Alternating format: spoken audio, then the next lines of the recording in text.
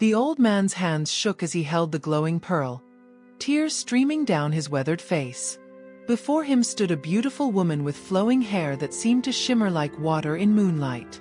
But it was her eyes that made his heart stop. They were the exact same eyes as his wife Grace, the woman he had left to die in the forest 23 years ago. "Papa," the mysterious woman whispered, her voice carrying the sound of gentle waves. "Do you remember what you did to my mother?" Michael's knees gave way as memories crashed over him like a violent storm. The pearl slipped from his trembling fingers, shattering into 1,000 pieces of light on the ground. How could this be possible? Grace had died in that forest. He had made sure of it. And yet, but let me take you back to where this incredible story began, 23 years earlier, in the bustling neighborhood of Riverside, in a small village in Ghana. Michael was a proud man who worked as a mechanic in the busy transport station. His small shop was always filled with the sounds of hammering, welding, and the chatter of customers. He was known throughout the community as a hard-working man, but also as someone who believed deeply in old traditions. Like many men of his generation, Michael desperately wanted a son to carry on his family name. When he married Grace, a gentle woman who sold vegetables in the local market, Michael was certain that God would bless them with many sons. Grace was kind-hearted and beautiful, with a smile that could brighten even the darkest days. She had a special way with plants. Everything she touched seemed to grow and flourish. The other women in the market would joke that Grace had magic hands. For 3 years they tried to have children. Grace would visit the clinic, pray at the church, and even consulted traditional healers. Michael grew more impatient with each passing month. His friends would tease him about his empty house, and his mother would constantly remind him that a man without sons was not truly a man at all. "Grace, when will you give me my heir?" Michael would ask every morning before leaving for work. Grace would simply smile and say, "In God's time, my husband." Finally, after what felt like an eternity, Grace became pregnant. Michael was overjoyed. He told everyone at the transport station, bought new clothes for the coming child, and even started building an extension to their small house. He was so sure the baby would be a boy that he had already chosen the name James, after his late father. Throughout the pregnancy, strange things began to happen around Grace. Plants in their small garden grew unusually tall and green. The well in their compound, which had been dry for months, suddenly began flowing with the sweetest water anyone had ever tasted. Neighbors would come to fetch water and marvel at its purity. "Your wife has been blessed," old Anna from next door would say. "This child will be special." But Michael only cared about one thing, that the child should be a boy. As Grace's belly grew rounder, Michael's expectations grew higher. He would talk to the unborn baby every night, telling stories about the family business the boy would inherit, the education he would receive, and how proud he would make the family name. Grace, however, began to have strange dreams. She would dream of vast oceans, of creatures with shimmering tails swimming in deep blue waters, and of a voice calling her name from beneath the waves. She tried to tell Michael about these dreams, but he would dismiss them as pregnancy fantasies. "Women and their stories," he would laugh. "Just focus on giving me a healthy son." The day finally came when Grace went into labor. It was during the rainy season, and the roads were flooded. Michael carried his wife on his back through the muddy streets to the small clinic in their area. The midwife, an experienced woman named Mary, worked through the night to help Grace deliver. As dawn broke, the cry of a newborn baby filled the small room. Michael rushed in, his face beaming with excitement, ready to hold his son. "Congratulations," Mary said, wrapping the baby in a clean cloth. "You have a beautiful, healthy daughter." The words hit Michael like a physical blow. His smile disappeared instantly. His hands, which had been reaching for the baby, dropped to his sides. "A daughter?" he whispered, as if the word tasted bitter in his mouth. Grace, exhausted but glowing with the joy of motherhood, reached for her child. The moment the baby touched her mother's skin, something magical happened. The room seemed to fill with a soft blue light, and for just a moment, Everyone present could swear they heard the distant sound of ocean waves. But Michael saw none of this beauty. All he could see was his shattered dreams, his disappointed expectations, and what he believed was his ruined future. "This is not what I wanted," he said coldly, turning away from his wife and newborn daughter. "This is not what any man wants." Grace looked up at her husband with confusion and hurt in her eyes. "Michael, she is our child. Our blessing. Look at how beautiful she is." But Michael's heart had turned to stone. In his mind, influenced by old superstitions and the disappointment of his expectations, he began to believe that Grace had somehow failed him. Worse, he started to listen to the whispers of his mother and some older men in the community who claimed that a woman who couldn't produce sons was cursed. "Take them away," Michael said to the midwife. "I need to think." For 3 days, Michael refused to visit his wife and daughter at the clinic. Grace named the baby Hope, believing that her husband would eventually come around and love their child. She had no idea what dark thoughts were growing in Michael's mind. On the 4th day, Michael came to take Grace and the baby home. But instead of heading to their house in Riverside, he told the taxi driver to go toward the forest area on the outskirts of town. Grace, still weak from childbirth and trusting her husband completely, didn't question the direction. "Where are we going, my husband?" she asked, holding baby Hope close to her chest. "To see someone who can help us," Michael lied, his jaw set with grim determination. The taxi dropped them at the edge of a dense forest. Michael paid the driver and told him to leave. Grace looked around at the tall trees and growing darkness with growing fear. "Michael, what is this place? Why are we here?" But her husband was already walking away, his back turned to her and their crying baby. "Michael!" Grace called out, struggling to stand with the baby in her arms. "Where are you going? Don't leave us here." Michael stopped and turned around one last time. His eyes were cold and empty, like those of a stranger. "You gave me a daughter instead of a son," he said, his voice carrying no emotion. "You have brought shame to my family name. The forest can have you both." And with those cruel words, Michael walked away, leaving his wife and newborn daughter alone in the darkening forest as the first drops of rain began to fall.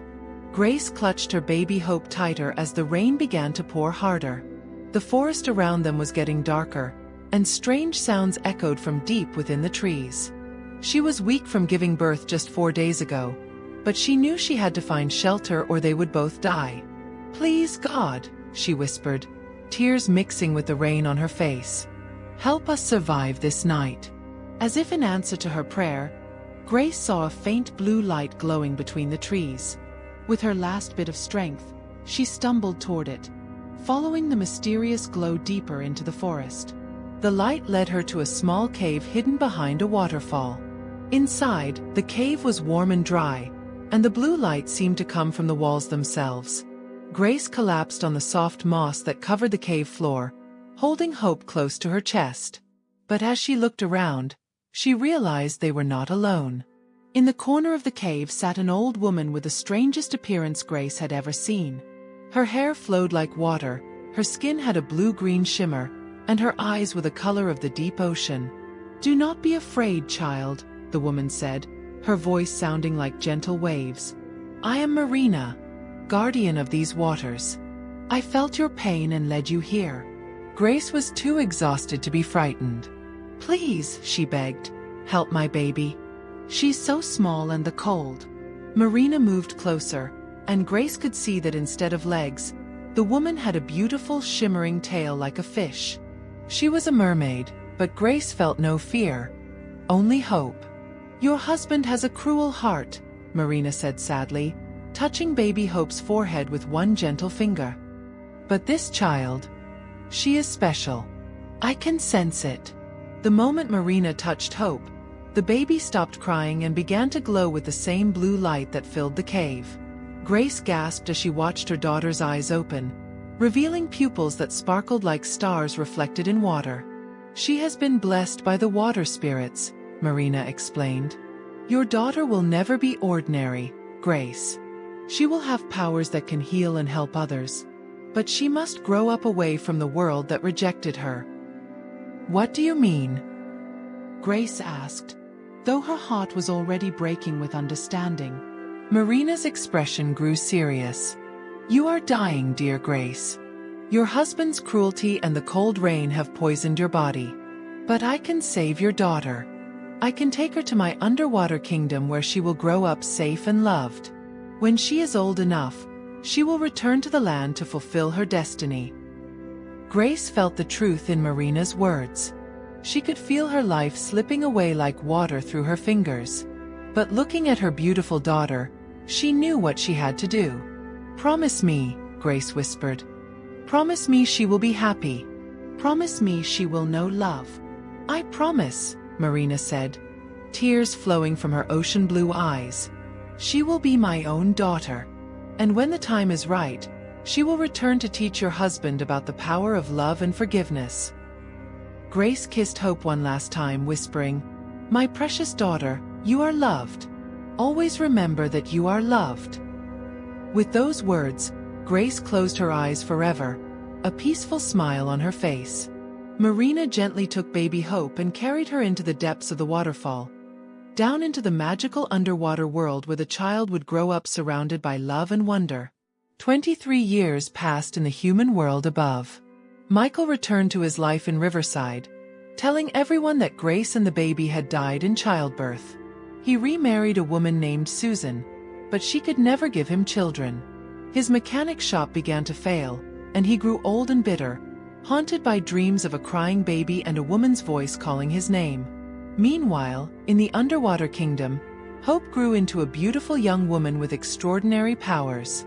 She could heal sick sea creatures with her touch, make plants grow with her breath, and speak to all the creatures of the ocean.